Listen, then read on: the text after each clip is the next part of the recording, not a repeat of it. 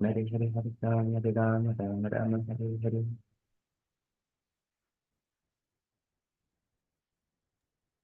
Oh, hi. Sri Krishna Chaitanya Prabhu Nityananda Sri Advaita Gadadhar Sri Vasudi Gaura Bhaktavinda Sri Krishna Chaitanya Prabhu Nityananda Sri Advaita Gadadhar Sri Vasudi Gaura Bhaktavinda Jai Sri Krishna Chaitanya Prabhu Nityananda Sri Advaita Gadadhar Sri Vasudi Gaura Bhaktavinda. Hare Krishna. Hare Krishna. Hare Krishna, dear devotees. Today is Tuesday. It is 14th of January. And it is uh, the Padini. It is the month is getting changed. It is the month of Magha Masa or Madhva, uh, Madhav Masa or Magha Masa. So it is the Padjimi, but actually it is starting tomorrow, but it is also due to the Sankranti, it's the movement of the sun. It is today is the Padjimi. So Krishna Paksha, Madhava Masa or Magha Masa and Padjimi. So there are few events today in the calendar. One is the Makara Sankranti, and the second one is the Ganga Sagar Mela, and third one is the Pongal. So there are three events are there in the uh, calendar. So we shall see few descriptions about each event. What is from this com. So about the Makara Sankranti. So the sun enters the Makara Rasi, the zodiac sign of Capricorn, on Sankranti day, signifying the onset of Uttarayana Punyakalam. So the following has been translated from an article in Sadachara Vaibhavam of the great Vaishnava devotee Sripad Madhvacharya. So today is Makara Sankranti, which is celebrated when the sun begins the northward journey, marking the beginning of the Uttarayana Punyakalam. So sun enters the sign of Makara, Capricorn, from Cancer at this time. So starting this day, the duration of day starts to increase until Dakshinayana uh, comes. Makara Sankranti signifies two things. One is the changing the path of sun, and other is the beginning of the Uttarayana Punyakala. Makara literally means Capricorn, and Sankranti means change or Sankramana, literally means crossing. So on this day, it is said that sun passes from one zodiac sign to another. A Sankranti or Sankramana marks the beginning of every solar month in the Vedic calendar system when sun passes from one sign to the other.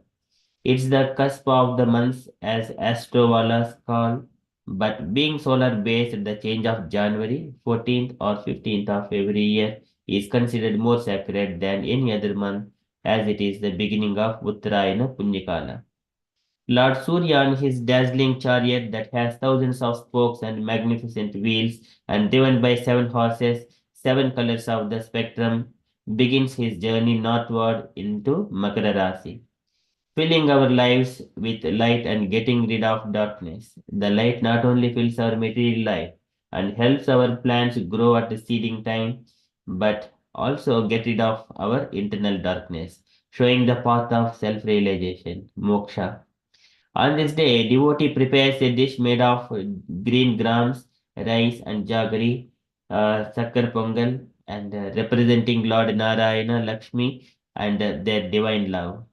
So the festival reminds us that we need to establish that divine love within ourselves and give a direction to this Chanchala Buddhi and fix it our Lord Narayana, who brings light in our lives. So the same festival is celebrated as Pongal in south of India. Harvest is brought home, the new rice is then boiled in milk to make the sweet called Chakar Pongal. Uh, The special cuisine of the eve. The harvest festival is celebrated for 3 days. The delicacy is first offered to the sun god, the chief deity under worship, that is later distributed to all as prasadam. The harvest is celebrated as being blessed with Dakshina Dhanya Lakshmi. and a splendid feast is shared by all after Ishtadevata pujas. Traditionally, this period is considered an auspicious time, and the veteran Bhishma of Mahabharata chose to die during this period. Bhishma fell to the arrows of Arjuna. With his boon to choose the time of his death, he waited on the bed of arrows to depart from this world only during this period.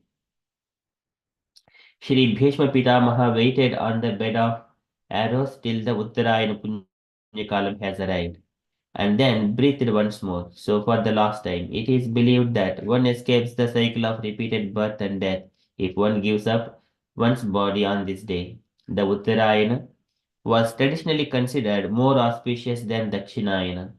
Over the years, this led some believe that dying during Dakshinayana, southern path of the sun, was inauspicious and did not lead to moksha, release, liberation. This belief is cast aside in the Brahma Sutras that the time of death is immaterial in the case of the intelligent devotee. In those sutras 4.2, 1920, it is established that one who has knowledge of the Lord can die during any time. This is also mentioned by Krishna, Naidesri Pardha, in the chapter Bhagavad Gita chapter 8. So he does not care for whatever it is, but he is always fixed in the devotional service, then he will reach. So that is also Brahma Sutras confirms the same statement. So the exaltations of Uttarayana are merely to praise meditation on the path to Vaikuntha, which the wise devotees Jiva takes upon death. This divine path, beginning with light, is presided upon by deities greater and greater brilliance, with Uttarayana being one of them. This Marga path culminates in Vaikuntha, the state of moksha, and Shastra says it should be meditated upon daily by the yogi of devotion. And sesame oil is used in making sweets and dishes, particularly on this day. It is believed that sesame seeds are used for purificatory purposes or as being auspicious.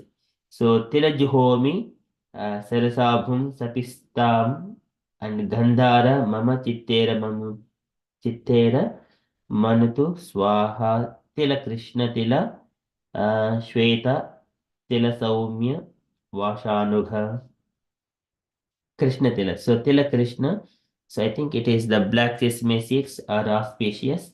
It is mentioned, Tila Krishna, Tila Shevata, so something like that. So the sesame seeds are always auspicious to be used. Sesame seeds and sesame oils in all our cookings, it is most auspicious and also to apply to the hair for many of those things instead of using many other oils. Like instead of sunflower oil, we can replace this one if one is able to. Okay, so generally special offerings of till are the sesame seeds and the rice and corn are offered and distributed, especially preparations of rice khichdi with sesame and corn are a preferred offering to the Lord on this day. In different parts of India, slight variations, but general observance is much the same. In south of India, they observe themselves in the festival of Pongal, New Harvest Festival. And also sesame seeds and sesame oil is also one of the auspicious. So Mother Ganga also enters into the sesame seed oil. And there is a particular event also for that one. So there are so many of just simply using sesame oil. Okay, so that there is other information about Makar Sankranti, including local traditions and festivals. The wide range of festives can better be witnessed by one along the countryside than in urban localities. The festives last the whole of Dhanurmasam, ending with Sankranti. Gobbemelu is young girls are seen to put up Gobbemelu. These are round balls of cow dung that are decorated with vermilion, turmeric, and colored flowers. These are placed in the middle of the bright muggus in front of the yards of the dwellings and are worshipped with navadanyas or nine types of grains to welcome the Lakshmi, the goddess of abundance and prosperity. Spinsters worship for good husbands, and on the occasion, After this, the women folk get gathered to sing and dance to the accompaniment around these gobis. Many traditional folk from add glory to the festive scenario. Haridasulu or Madhvas are seen singing elegies of the Almighty and seeking alms from the people in early hours of the days. Gangaredduata is another festival where the trained oxen dance to the tunes of the Nagaswaram, played by their master, is a great attraction. So probably not too many in UK or America, in Western worlds. And then Pittal, there are other folk stones that brighten the days with their healthy humor. We can handle that. So there are a few more things, some kind of to enhance the glories of this one. So, and then kites festival. Kites are seen soaring high in the sky on the day of Makara Sankranti. This is symbolic of the existence of mankind, with the kites depicting the human lives and the manja depicting the eternal bond between us and the divine self. People, however, seem to correlate the soaring kites with their high spirits on the eve of Makara Sankranti. Competitions held with kites of all sizes and shapes, and the sharp-edged manja draw people on the terraces and on open grounds to witness the riot of colors. Okay, so that is about the Makara Sankranti and about Ganga Sagara Mela. So this is again another auspicious thing to hear about Ganga. According to this book festivals, fairs and fasts of India regarding the Ganga Sagara Mela, it says in Bengal, the Ganga Sagara festivals Mela is held on Makar Sankranti. Uh,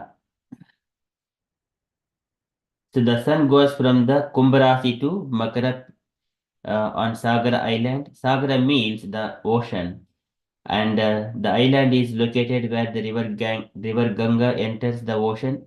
A well-attended fair is held, and people come from long distances to bathe here. After the bath, Gangama or the goddess Ganga is worshipped. It is believed that Ganga entered the ocean at this point to wash the bones of the 60,000 of sons of Sagara, in whose memory the island is held sacred. They were reportedly killed by a curse from sage Kapila. That is from the Ganga Dashara, page 17. And about Ganga Dashara, so the festivals connected with rivers or especially bathing festivals, Ganga Dashara is celebrated on the 10th day of Jesta. River Ganga is worshipped as a mother as well as goddess, particularly by people of Uttar Pradesh, Bihar, and Bengal, through which the river flows.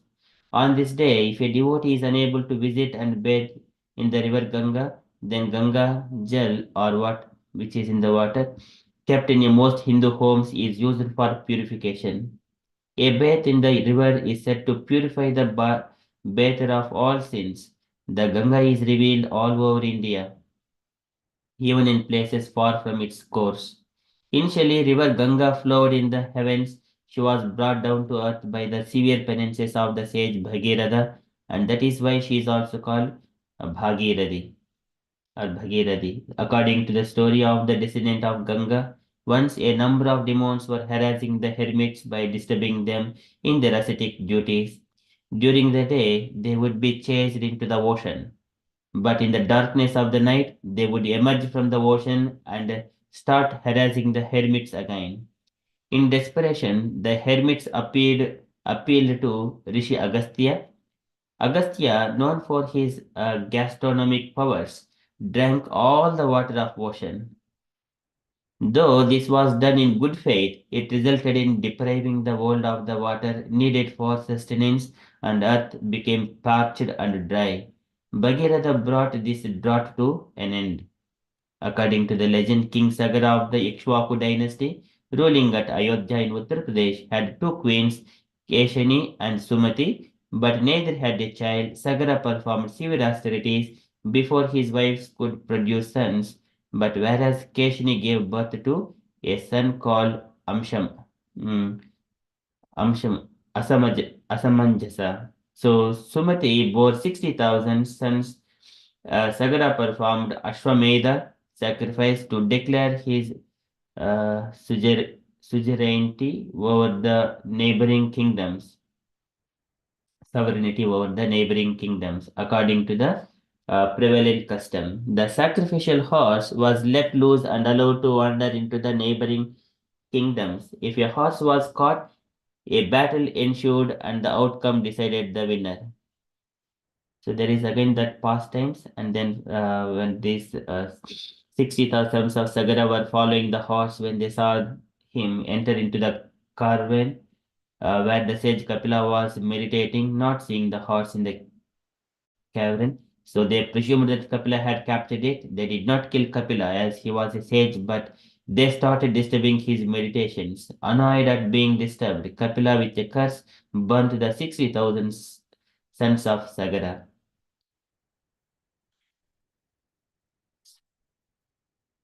So and then time passed later, Bhagirath, the great grandson of Sagara, chanced to come across the bones of his dead ancestors. He wanted to perform the Shraddha of his ancestors, but there was no water available for the ceremony. Agastya having drunk all the waters of the ocean, the country was passing through the severe drought. Bhagirath prayed to Brahma, the creator, to end the drought. Brahma asked him to pray to Vishnu, the preservoir, to allow the heavenly Ganga, issuing from his big toe, to come down to earth. Vishnu, when prayed to by Bhagirath, agreed, but asked him to request Shiva, the third member of the Hindu trinity of gods, to allow torrential rain to fall on his head before it came to the earth, as the river was very forceful, and if Shiva allowed to come down unchecked, her fall would split the earth. Shiva agreed to take the gigantic weight of the cascading Ganga and the matted hair piled on his head, piled high on his head. So this ensnared and delayed the progress of the river, which in meaning, though the labyrinth of his hair lost its force and then gently descended to the Himalayas, from whence it flowed to the plains, bestowing its waters on the parched earth. And that is why anthropomorphic image of Ganga is shown in the matted hair of Shiva, who is also called Gangadhara. Being born in the Himalayas, Ganga is considered the eldest sister of Parvati, who is also daughter of the Himalayas. According to the Agni Purana and Padma Purana, the Ganga descended to the earth on Ganga Dashera day and bathed in the holy river on this day is said to purify one of all sins. To die on the banks of the Ganga is considered most auspicious. If that is not possible, then the immersion of the ashes after cremation in the river Ganga is a must, as it then releases one must cycles of birth and death. So, and also there is again the seven ways of worshipping the Ganga are by calling out her name, O Ganga, having darshan of her, by touching her waters, by worshipping and bathing, by standing in the waters of the river, and by carrying clay dug out of the river. So Ganga in her anthropomorphic form is shown as beautiful young woman standing on a crocodile and holding a water pot in her hands. Her image with that of goddess Yamuna, another sacred river deity, is often depicted on the doors of temples and palaces. Okay, these are about the glories of Ganga, Ganga Sagara Mela. Okay, so it is most auspicious. या वै तुलसी विमिश्र कृष्णांग्रेणु अभ्युदिकाम्भुनेत्री. So she is the appeared from the lotus feet of Krishna. So purifying Punati Lokan Ubhyatra Sheshan. Punati Lokan Ubhyatra, all the 14 planetary systems. Ganga flow. She is called Viraja in the spiritual planets and also in the heavenly planets, Mandakini. In the earth, she is called Ganga. In the down planetary systems, it is Bhogavati. So the same name, same personality, different names. Okay, so that is about Makar Sankranti and Ganga Mela. Okay, we shall quickly enter into our daily Srimad Bhagavatam. Om Namo Bhagavate Vasudevaya. Om Namo Bhagavate Vasudevaya. Om Namo Bhagavate Vasudevaya. Hare Krishna. In the Srimad Bhagavatam, Sukadeva Goswami speaking about the Supreme Personality of Godhead, how he has created the universe, the step by step. So, Dravyam Karma Chakalasha Swabhava Jiva Evacha Yed Anugrahah Santi Na Santi Yed Upekshaya.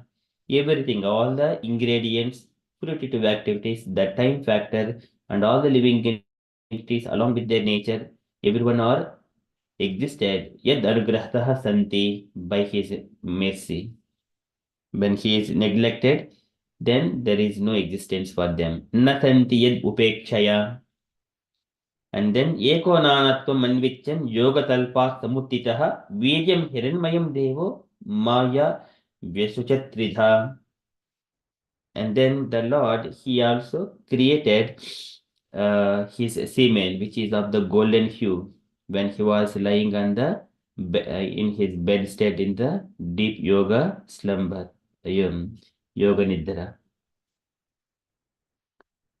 By his external energy he has created. Likewise, he was speaking, and then today he is also asking, he was also saying to Parikshit Maharaj that uh, Parikshit, I'm going to speak about Adi Adhyatmik, Adi Daivik, Adi Bhautik, and also how they were created from the Lord.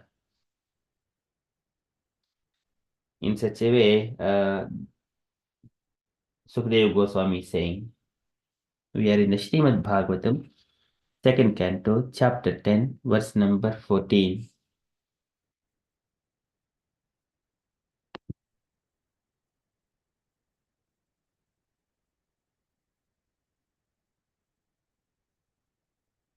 Adidaivam at adhyatmam adibhutam iti prabhu yataikam paurusham viryam tida vidyata tashrunu.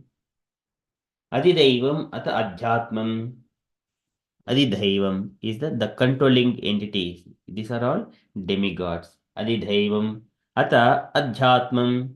Now adhyatmam, the controlled entities. These are the living entities, the individual souls. These are the demigods.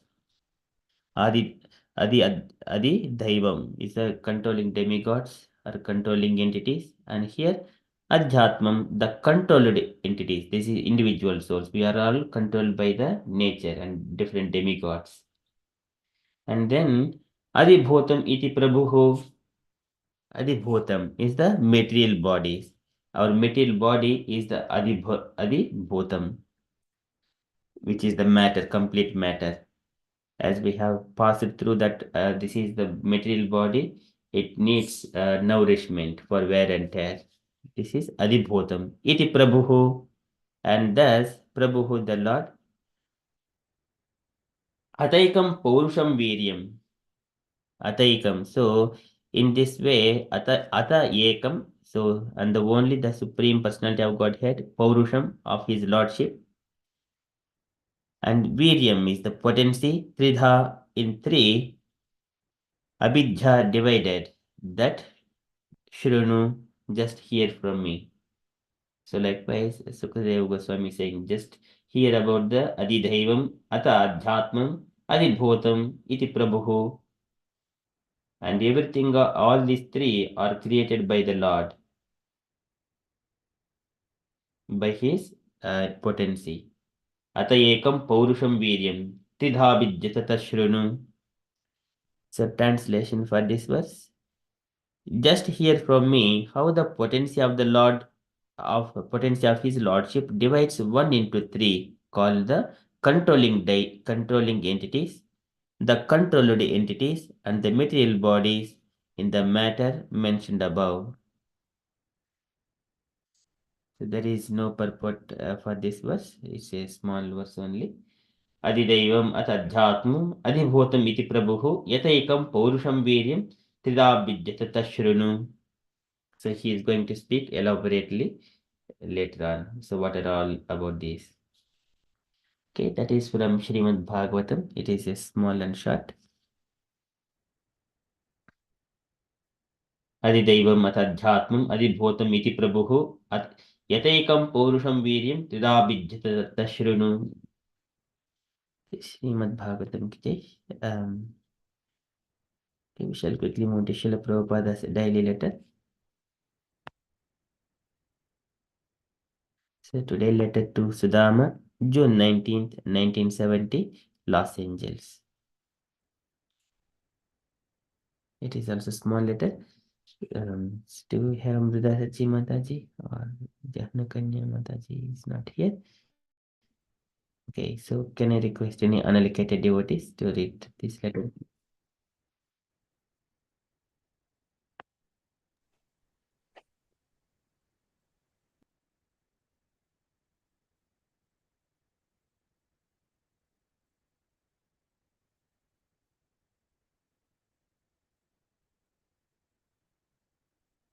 Asha Mataji, would you like to read?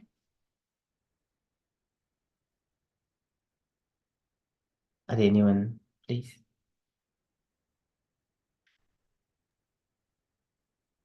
I can read, Prabhuji. Yes, Mataji, please.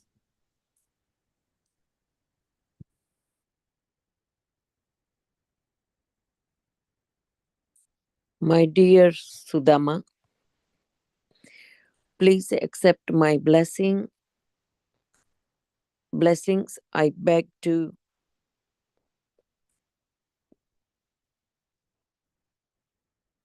acknowledge receipt of your encouraging letter dated 14th of June 1970. Your proposal for extending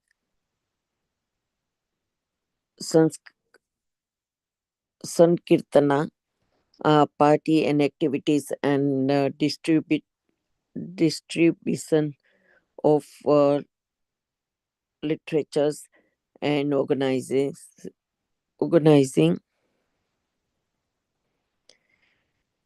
Tokyo centers as the headquarters for our far eastern branches of ISKCON are very encouraging. So try to subtend these ideas regarding. Sorry, because I'm reading from the phone, I need to large. Regarding printing of Japanese BTG with Toso or the Nippon. That is nice, but 10,000? Why not 100,000? The more you increase the number of BTG as that is a very encouraging. Sometimes back you mentioned one Japanese lady attached to Ramkrishna mission who was translating our lectures. So what has happened to her? It is a very good news that you are getting your branch of ISKCON incorporated in Japan. That is nice. So you write to say that things are taking shape very nicely. It is all Krishna's grace. You have gone with great hope and enthusiasm. So Krishna is giving you all opportunities. So try to serve Krishna with a greater enthusiasm, then you will get greater facilities. Hope this will meet you in good health. You ever well wisher, A.C. Vedanta Swami, ACBS Srila DB. Prabhupada ki jai. J Thank you, Mataji. Any take your Thank you. points, Mataji, you wanted to add? Is basically what in this letter said is if you distribute more Bhagavad Gitas, then good things is come to you. That's my intake. And my dog started maybe barking. This somebody can explain. Thank you so much. Please, thank you.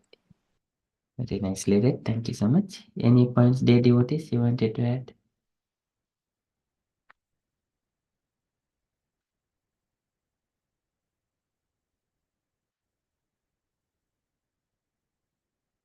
Okay, so this is a straightforward letter. So Prabhupada is mentioning Tokyo Center as the headquarters for our far eastern branches of ISKCON. That is straightforward one.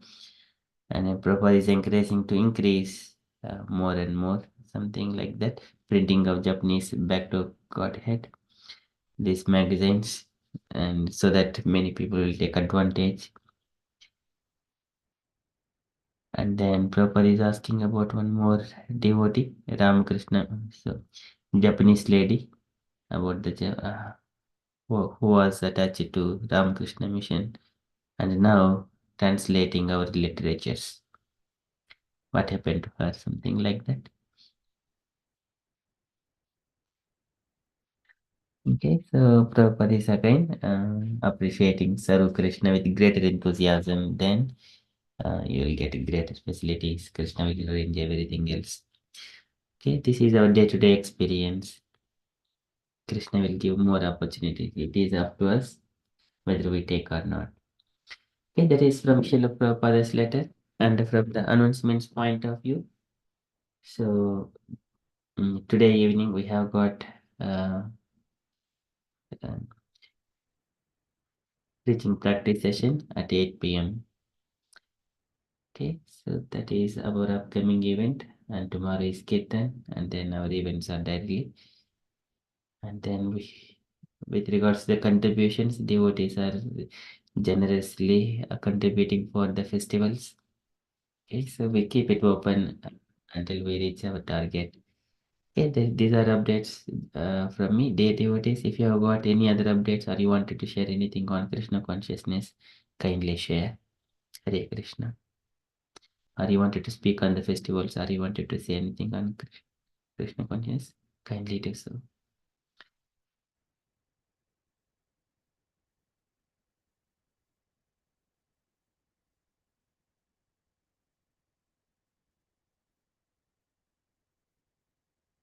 Okay, if there are no updates, then we shall conclude and continue with further japa. वंशाकल्पतरुभ्यश्च कृपासिन्धुभ्य एव च पतितानां पावनेभ्यो वैष्णवेभ्यो नमो नमः अनन्तकोटि वैष्णववृन्द की जय श्रील प्रभुपाद की जय Have a Krishna conscious day everyone and also all the best for your festivals. Happy Sankranti. Happy Makar Sankranti, happy Pongal, everyone. Hare Krishna. Hare. Okay. Jai Shri Krishna